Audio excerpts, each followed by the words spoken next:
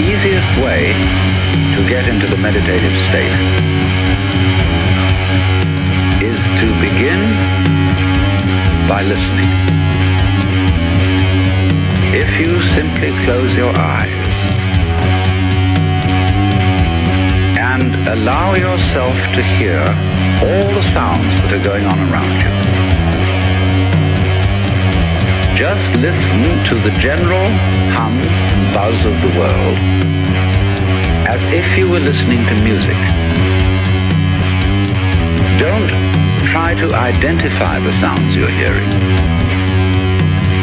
Don't put names on them. Simply allow them to play with your eardrums. And let them go. In other words, you could put it, let your ears hear whatever they want to hear.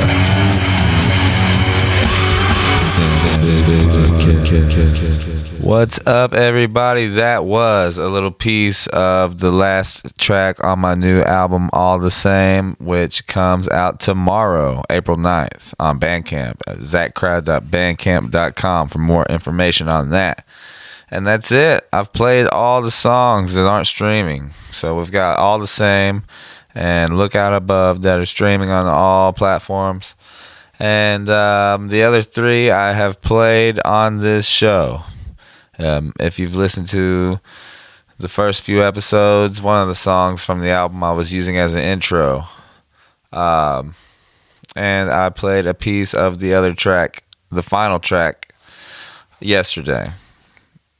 So, thank you guys very much for tuning into the show. I'm having to be a little quiet right now. My son's back here sleeping. It's the only chance I got to knock this out. So, trying to keep busy, trying to be productive. Sometimes keeping busy isn't always productive, but, it is what it is. Today's guest is Mr. Keith Moorash, and I hope I'm saying his last name right. He is in Nova Scotia in Canada, and he works in PR for hard rock and metal music. His PR agency is called Infecting Cells Media.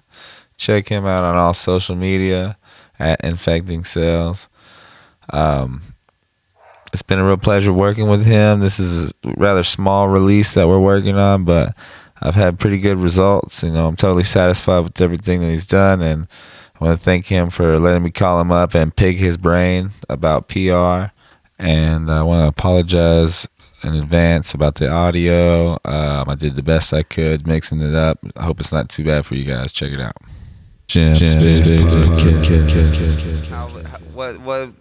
How did you decide to do that? What's your background in PR and music?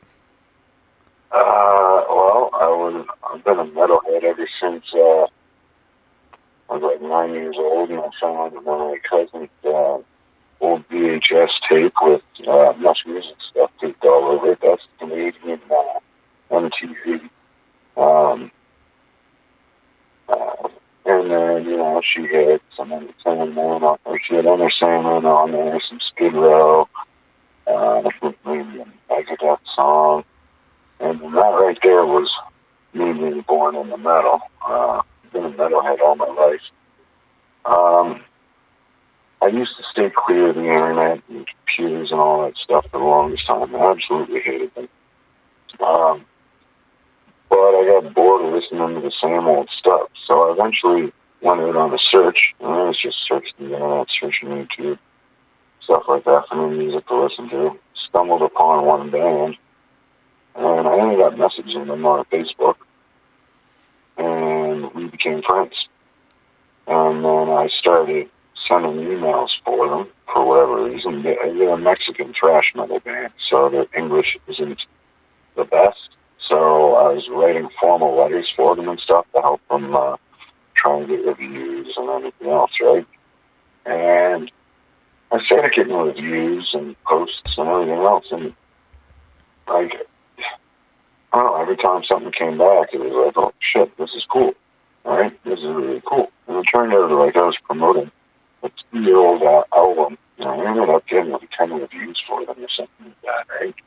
And it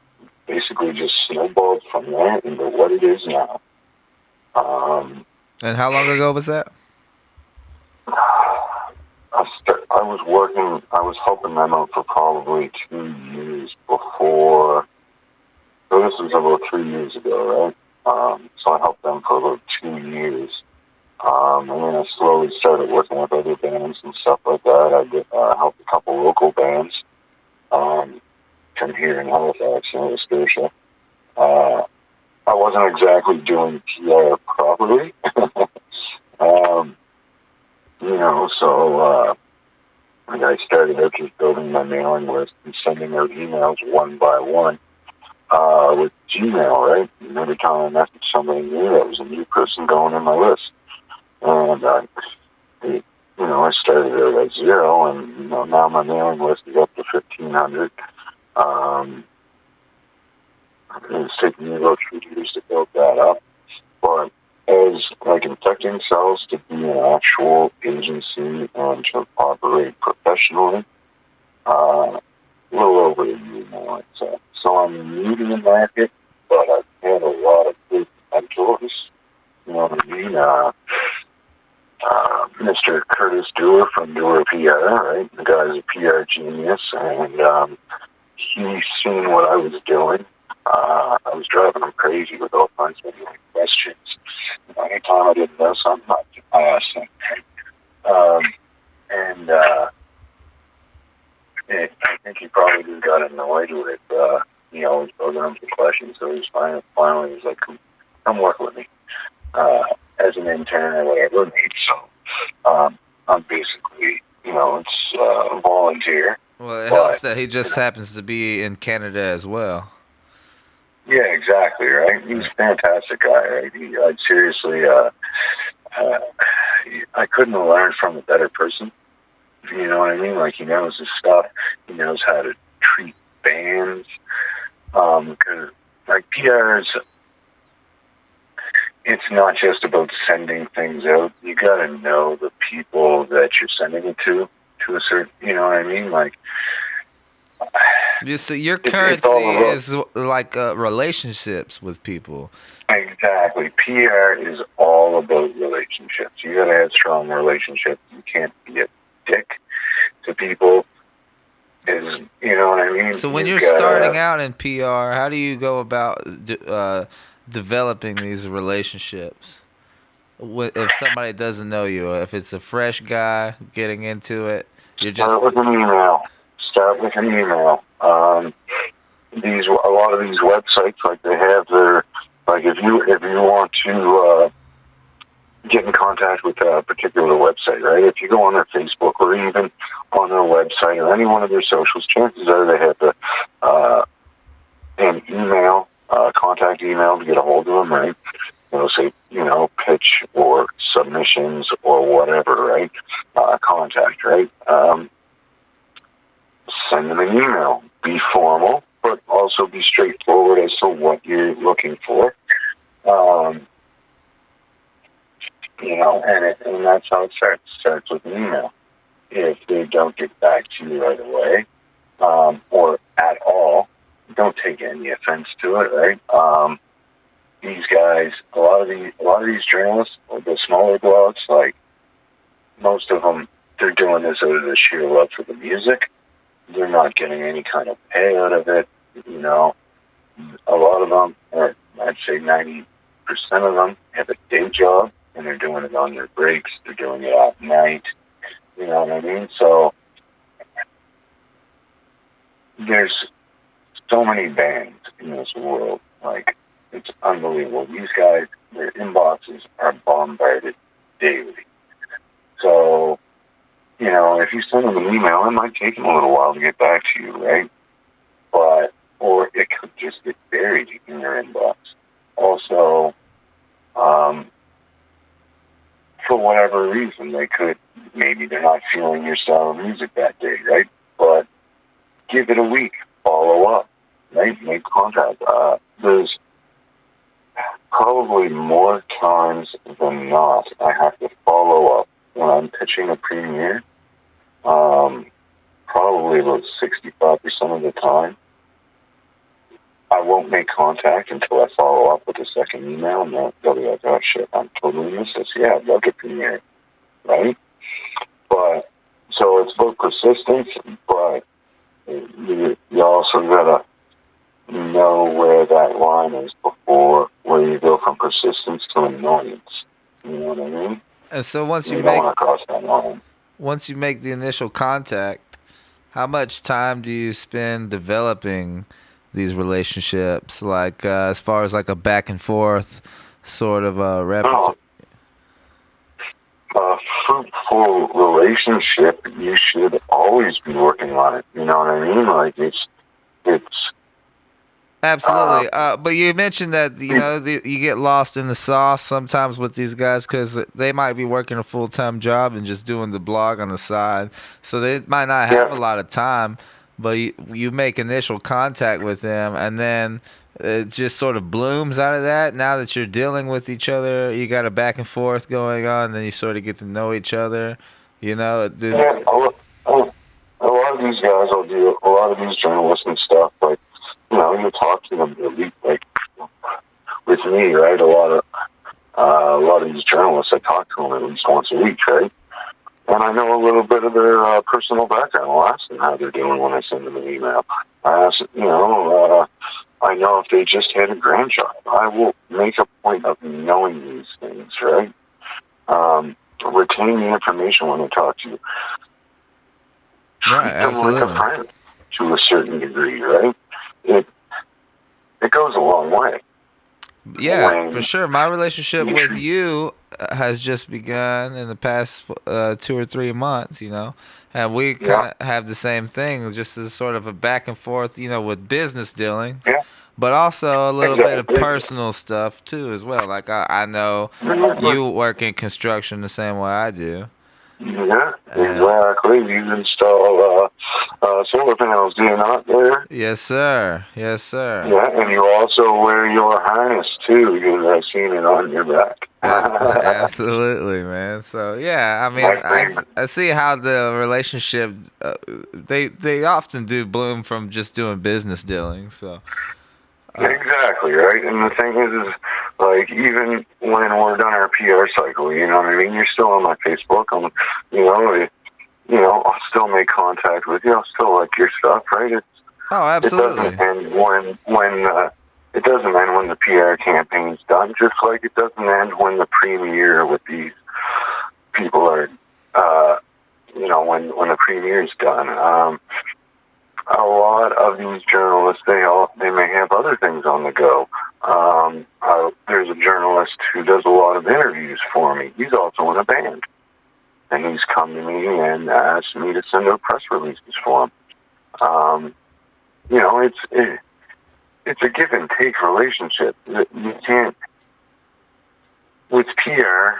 I find I put in way more time than I ever get. You know what I mean? And you have to be willing to do that. I have a love for music too, right? So I really don't mind spending the time on it every night. Like, I work a full-time job, but I also put in a full-time job's worth of PR. I do it on my work breaks, and I'm up until 2 o'clock in the morning every night, either sending stuff out or I'm scheduling campaigns to be sent in the morning. You know what I mean? So I can just get up, hop in my truck, go to work, and I'd be driving to work, and campaigns are being sent because I already have them scheduled. Do you get a good buzz off of doing that kind of stuff, man? Oh, for PR, I love it. Yeah. It's unbelievable. Every time I get a review, anything, it doesn't matter whether it's a big blog, doesn't matter whether it's metal injection or, a small little Joe's, rock corner, or whatever the hell. No, I took it into my own hands I booked us a full 30-day tour across the southern U.S. a couple years back, man. So I was doing the same stuff you're talking about, man, spending hours on the computer, talking to different people, researching this stuff. So I got a good taste of what it's like. I'm wondering, like, what sort of natural skills come into play for a PR person, and then what kind of, like, formal knowledge do you seek out? Well, for one, people skills. You gotta have people skills, man. You gotta be able to talk to people. You can't be a dick. You can't be arrogant. You can't be ignorant. You gotta be like a giving kind of personality.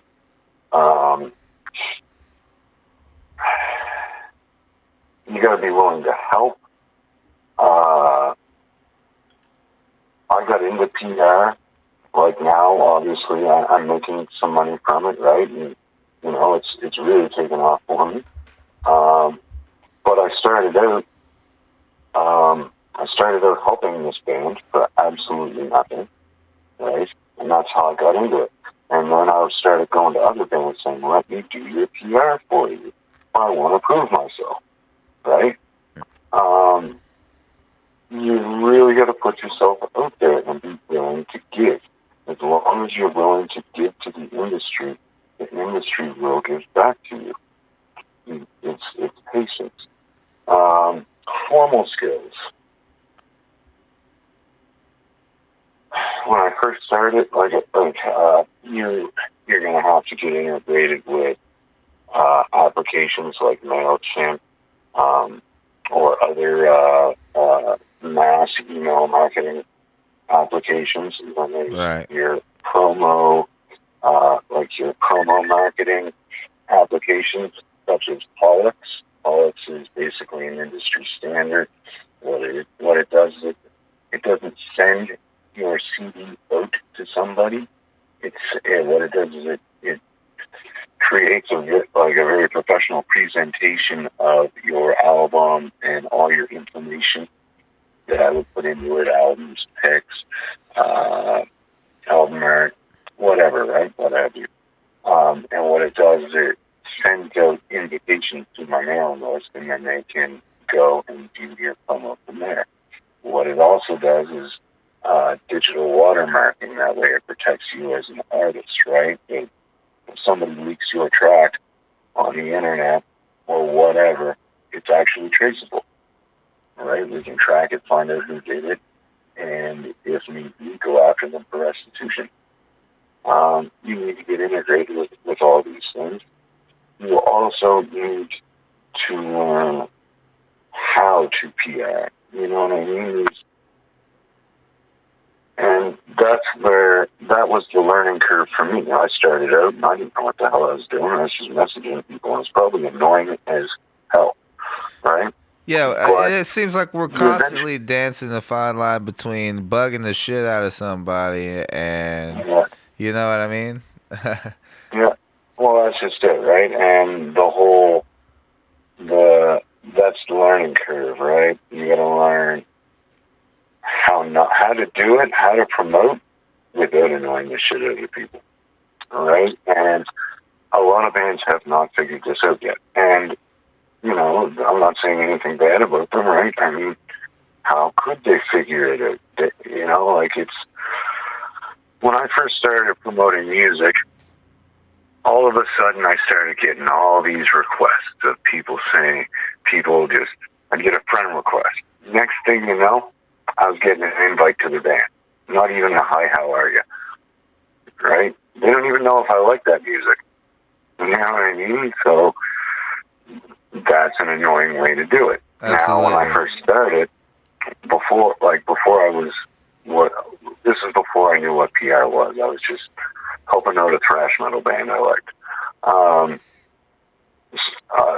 People started doing that to me. I was like, oh, this is how it's done. So I started doing that to other people, right?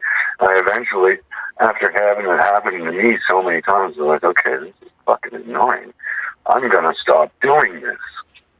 You know what I'm saying? So there's a fine line, and knowing where that fine line is part of the game. As for formal learning, I didn't take any schooling for this. I'm just a metalhead. You know what I mean? I play guitar. I love music. Are there any books that you've read or anything like that? Any kind of video? I haven't, but one person that has ebooks, and I'll bring him up again. He has ebooks on this. on many different topics. How to prepare for a PR campaign, social media stuff, is Curtis Dewar. Shout out to Curtis Dewar. Yeah, he's got ebooks out. You can get them, I believe, from his website. Another great guy that handles this stuff and would have ebooks on this is Matt Bacon. I'm pretty sure we all know his name. Absolutely. Yeah. So these are really great guys to follow and watch and learn from. Basically just a wealth of knowledge, right? And I believe you can get all their ebooks off their website. Myself, personally, between going to work and PR, and also being a father of 3 little toddlers, I don't got time to read, man.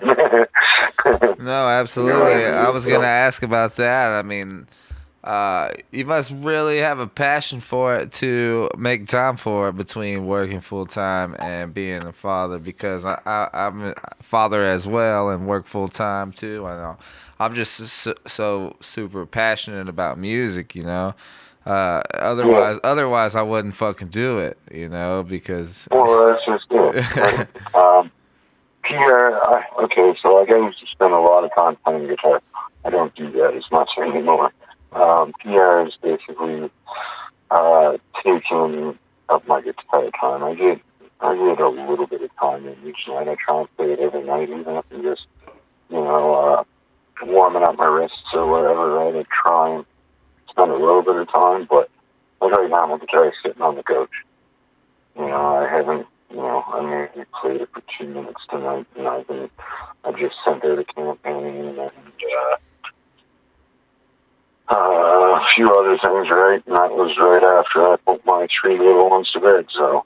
Well, I feel like, as we get older and we get families and shit, you can't really jump in a van and go on tour with a bunch of guys like you would like. It's always good to still be involved in the music industry. That's one of the reasons I started this podcast, Yeah. Like for me, growing up, my dream was to, I didn't care whether I made a lot of money. I wanted to be in a band. I wanted to play in a band and just travel and play shitty little bars, right? And then life took a different course. Got out of high school, started building houses, and then, personal dreams kind of took a back burner. And now that I have the kids, I want them, like my oldest, he's 3 years old. He absolutely loves guitars. He's so fascinated with them, right? So that's awesome. So now I'm doing it for them as well, because I want them to have a musical life, right? And if the 3 of them ever did start a band or something, I can get them in the magazines now. So, I can imagine you're 12 years old with a crappy little band, but your dad got you in your magazine. So, for sure, man. Cool.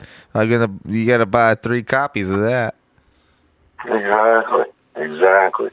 Well, right, so, Keith, sorry, go ahead. What are some of your proudest moments since you've been working in PR? Since I've been working in PR, it was the first time I got into metal injection. Nice, and what group was that? And then it was the first time I got into Metal Sucks. Metal Sucks, I find, is a tougher nut to crack,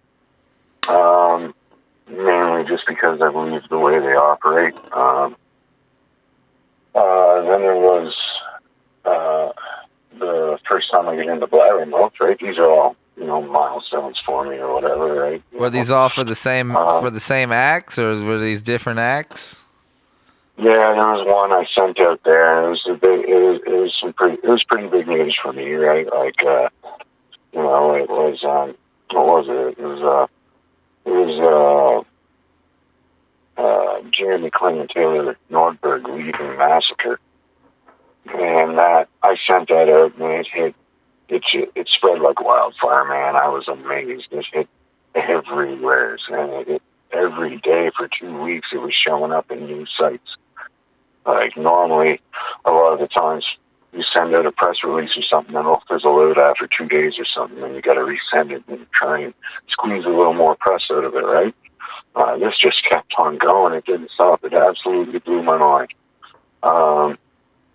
But then another probably the biggest moment for me, and I don't know, it might sound cheesy or whatever, but it's when Curtis asked me to go work for him. Because that right there was, for me, that was recognition. That was, okay, somebody that actually, he's a professional in this industry, has taken enough notice and likes what I'm doing enough to ask me to come work for him. That was a pretty big moment for me. So. Yes, man. I've experienced that as well, man, having somebody reach out to you. Do you actively seek out groups to work with, or do you have people approach you for PR work? That's a fantastic question, and I have not actually really actively been promoting my own agency, or like advertised or went after bands or anything like. Most of the work that comes to me is referred to me by, Curtis. He refers quite a bit to me. And there's other people that I've worked with in the past that, have come back, or they liked what I did for them, so they referred their friends to me or something, right? Mm-hmm. I don't have 30 bands in the building or anything like that. I think right now I got like 8. So, I'm not massive or anything, but it allows me to, I would like to think, work a little bit harder for the bands. I don't know how other PRs, how much time they put into a band with these bigger guys and stuff. But, if they got 30 or 40 bands on the go, I can't imagine putting in, it's got to be pretty hard to, when you got 40 bands, to give all 40 bands full 100% attention, right? So, where mine's a little bit smaller, I'd like to think that maybe I can put a little more time into each band. But again, I'd love my customers. So you mostly work on referrals, but are there bands that you turn away that aren't kind of your style, that you can't work with because you can't really reach those avenues? Are you genre specific? Because I know most of the other stuff I've heard coming from you is fairly heavy metal. Honestly, I'm a little kind of all over the place. Gotcha. My personal taste, right? Like I can listen to just about anything. I'm named after Keith Richards, for Christ's sake. So I grew up on the Stones, right? My name is Keith Richards Moorash, for Christ's sake. Wow. It was almost Mick Jagger. Anyways, so I grew up on the Rolling Stones. I spent a lot of time listening to metal, and then I kind of switched to punk and back to metal. I've gotten a lot more into the doom metal and stoner rock now with PR. I listen to a lot of thrash metal, but I don't have a lot of thrash bands I work with. I'm not very well known in that scene yet, I guess.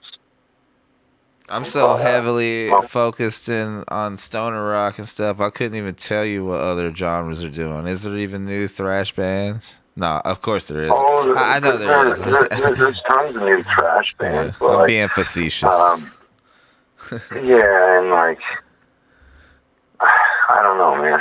I'd love to work more thrash bands, but I don't actively seek work. I don't put a lot of time into advertising or anything like that. If I don't have a lot of bands on the go myself, Curtis keeps me quite busy, you know what I mean? So I don't really have too much time to advertise or seek out more work.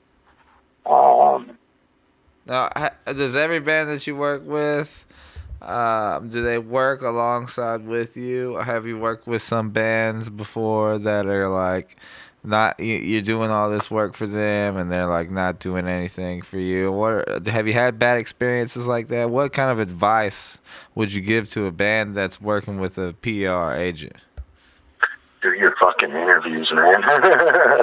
Yeah, absolutely. Do your interviews, right? What else? You also got to promote yourself on social media, right? Like, you can't just, you got to interact with your fans. If they comment on, you should be posting at least once a day, even whatever it is. You should be posting something, keeping your site, your page current, you know what I mean, on your socials. And you got to interact with your fans, even if it's just a thumbs up or a like or whatever. It goes a long way. A lot of bands don't realize this, right? But it's that interaction that might get you that next CD sale or whatever, right? Have you had worked with bands that didn't understand this?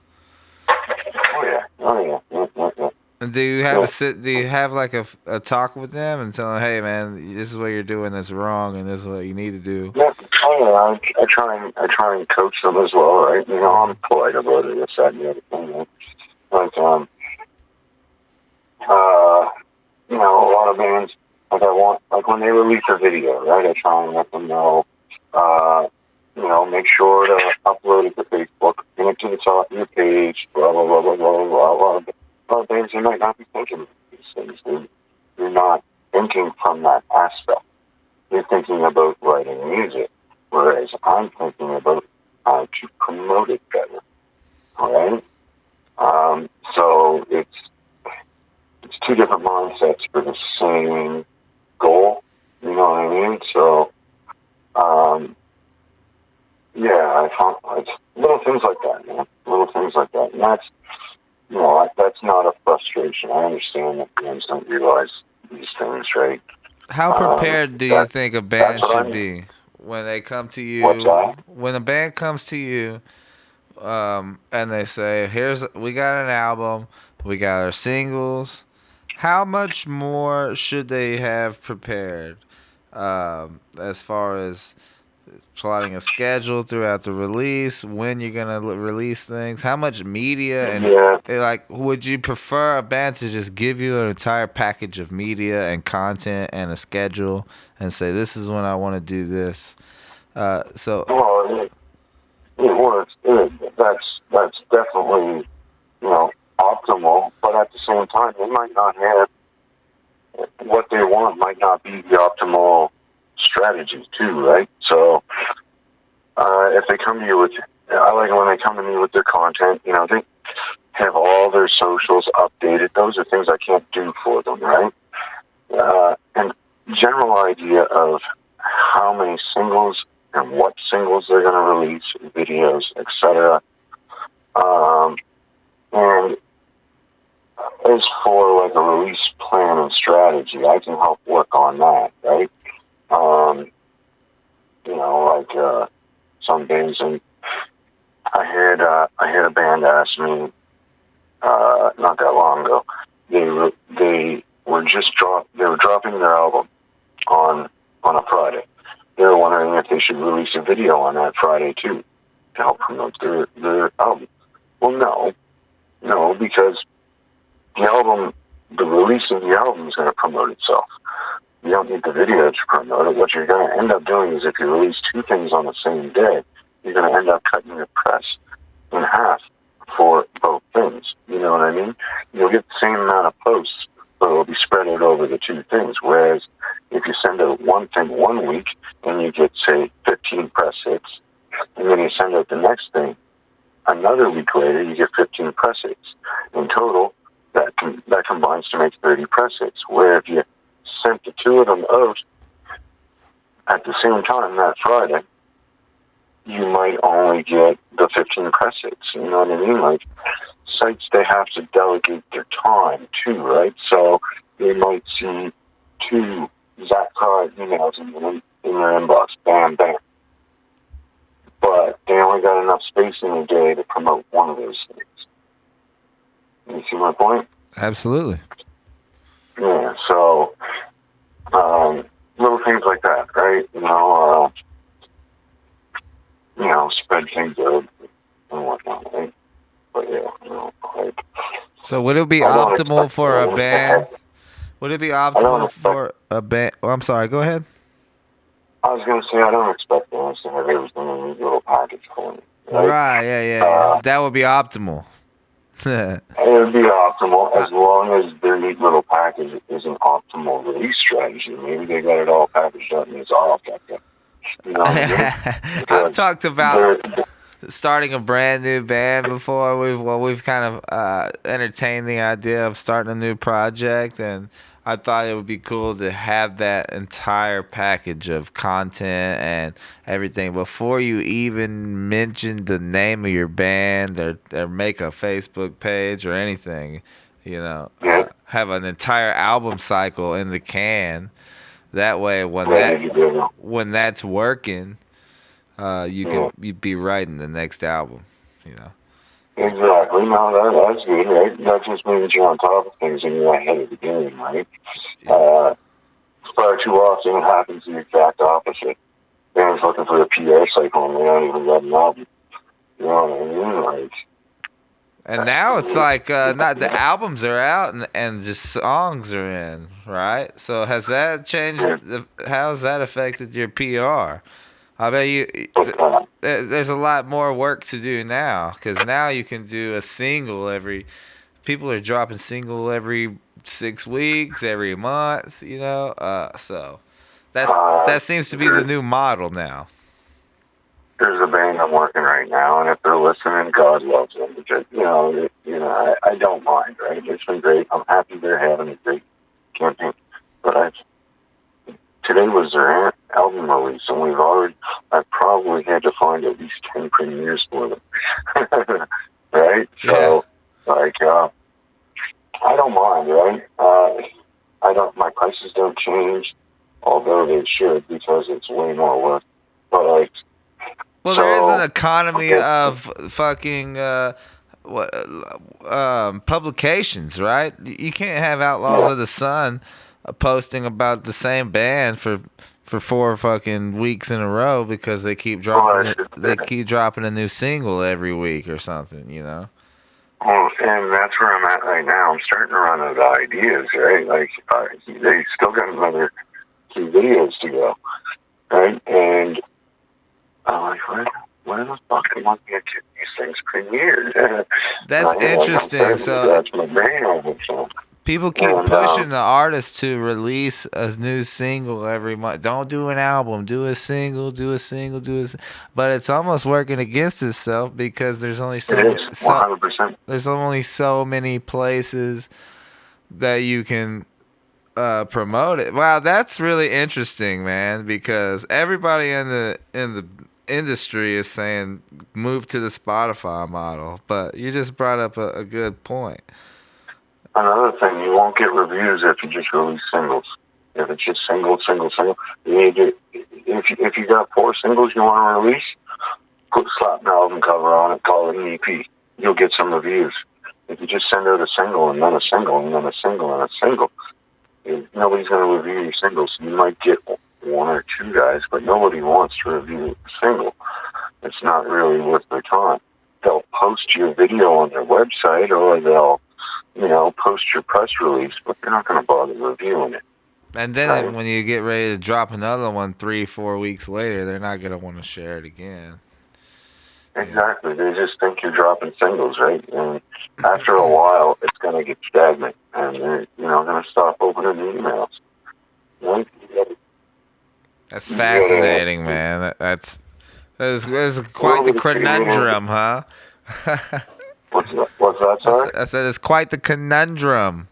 It's pretty weird. Yeah, exactly. Now, you got to keep a little bit of creativity to it, too, right? Like, you just, that dropping single after single after single, that's going to get a little boring, to a reviewer or to media, right?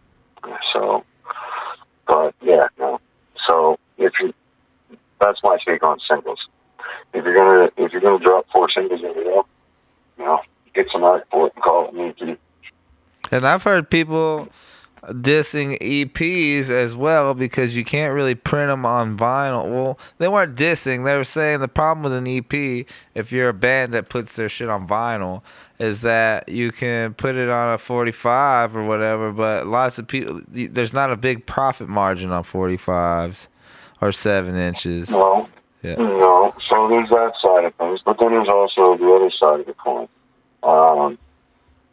As a band, you want to try.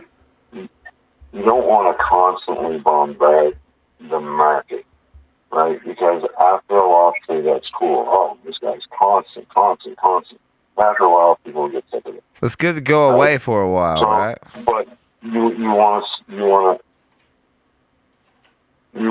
a little bit of distance between things, but you also want to be fresh enough that you're still in people's minds to a certain degree.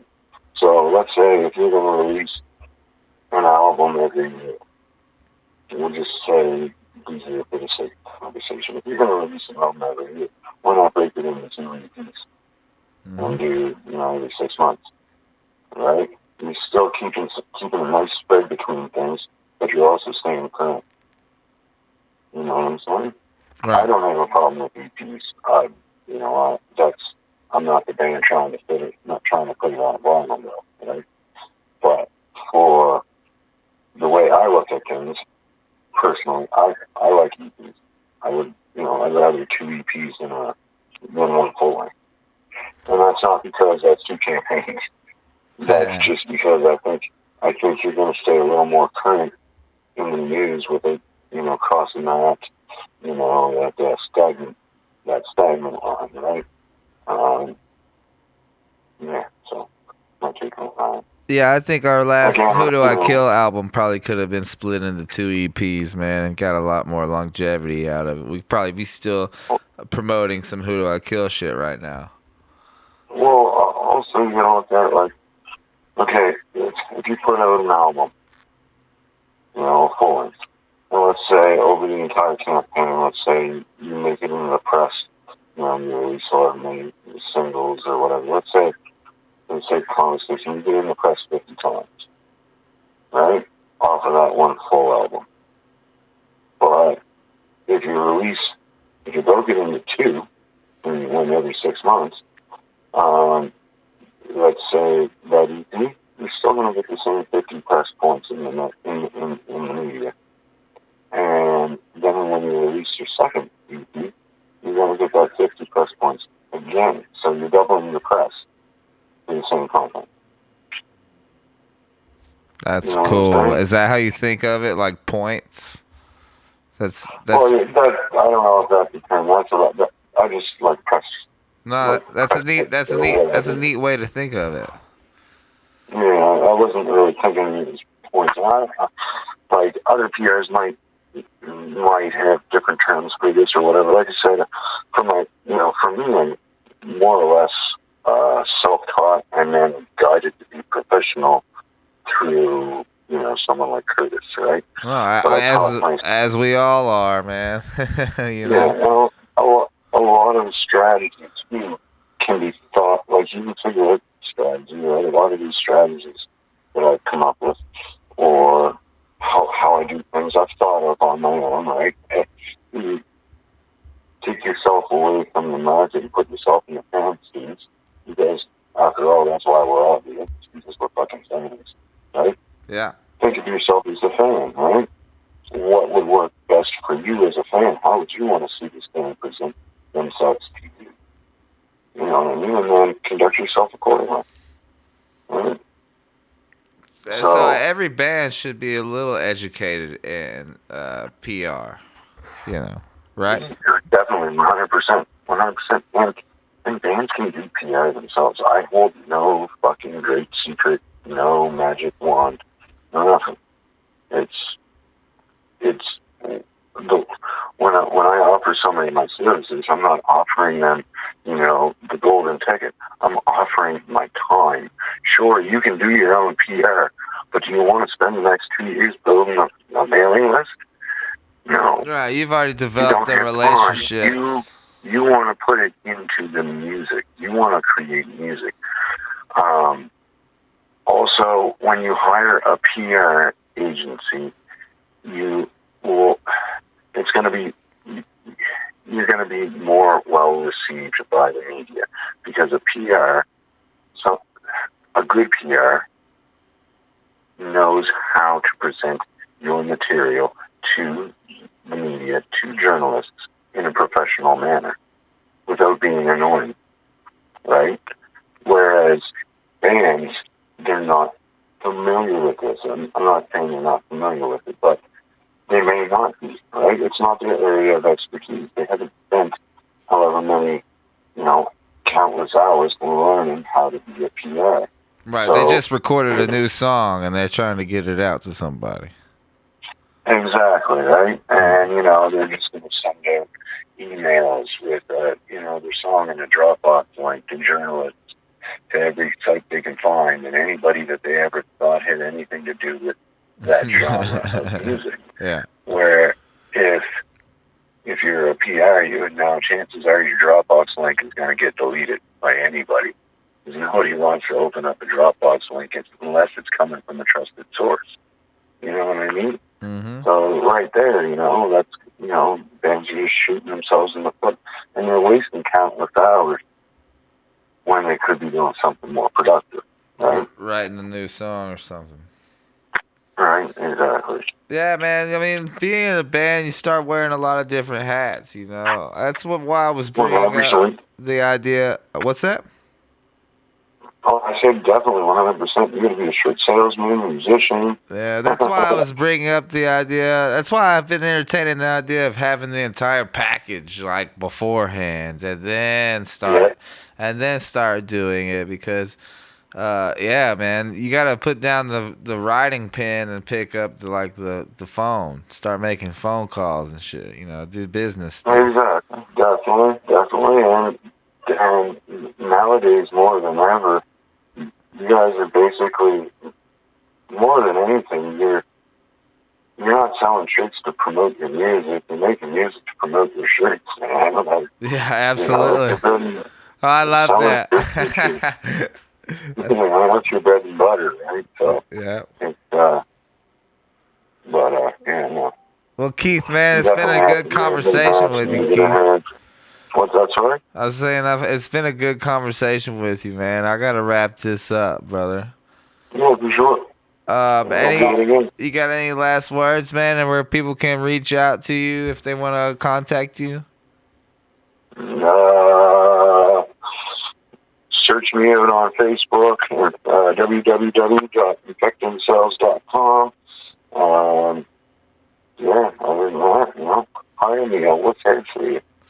And I want to say thank you again for everything you've been doing for me, man. I'm 100% satisfied with everything you got going on. You got me in Power Play magazine. That shit's really cool, bro.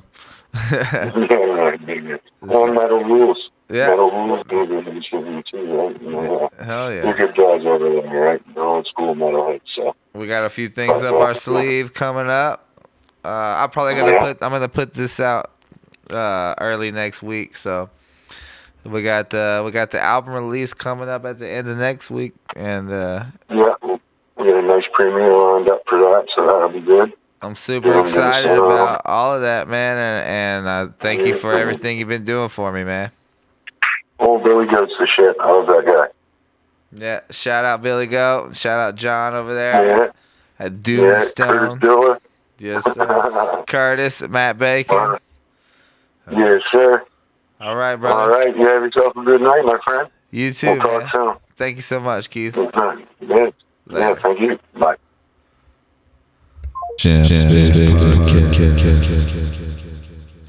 Because you may think, well, am I just the puppet of a happening, the mere passive witness of something that's going on completely beyond my control? Or on the other hand, am I really doing everything that's going along? Well, if I were, I should be God. And that would be very embarrassing, because I would be in charge of everything. That would be a terribly responsible position. The truth of the matter, as you will see it, is that both things are true. You can see it that everything is happening to you, and on the other hand, you're doing everything. For example, it's your eyes that are turning the sun into light. It's the nerve ends in your skin that are turning electric vibrations in the air into heat and temperature. It's your eardrums that are turning vibrations in the air into sound, and in that way you are creating the world. But when we're not talking about it, when we're not philosophizing about it, then there is just this happening, this